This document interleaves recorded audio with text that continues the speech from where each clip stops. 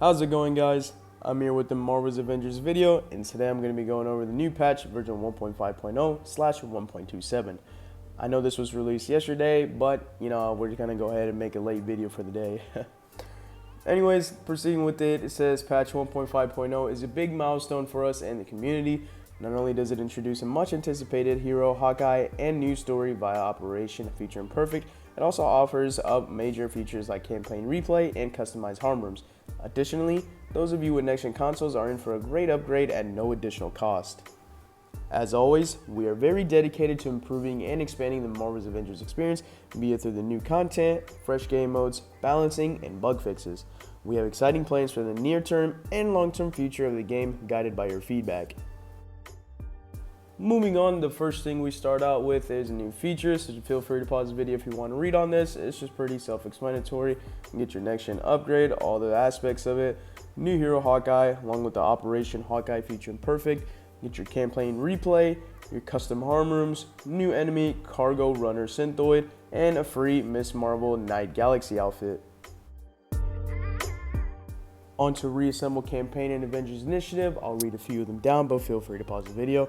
So here they resolved several issues that allowed some players to go out of world and resulted in players becoming stuck. Fixed various crash, black screen, and loading issues.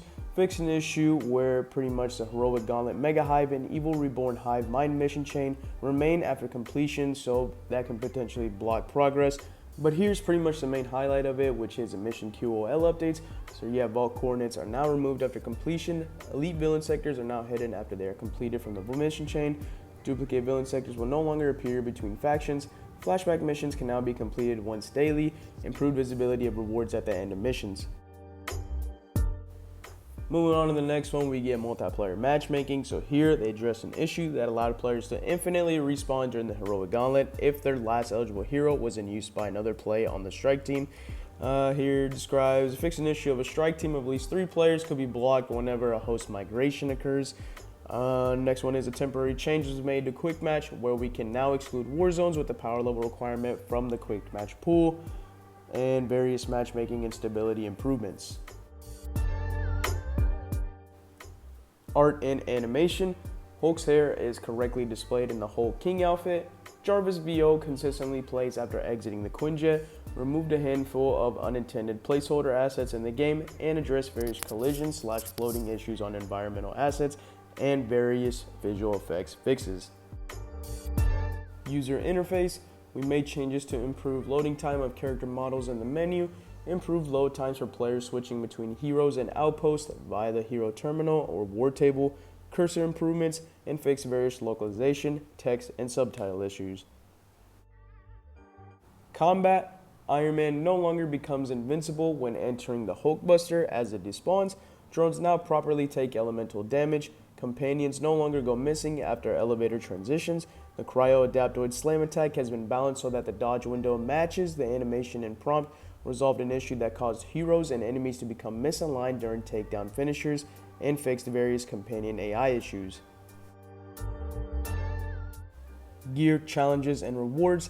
Iron Man and Kate Bishop's Hive Mind and Priority Mission gear sets have a chance to be equipped with cryo ranged perks. Priority Mission's gear now has a small chance of coming with cosmic perks.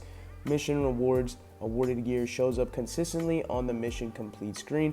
A gear chest no longer spawns in an inaccessible location on Breakout. Removed pattern rewards from Mega Hive as part of a larger work in progress initiative to decrease randomness in obtaining cosmetics. In the future, the cosmetic vendor system will be updated to include many of these cosmetics, giving more agency to what the player earns.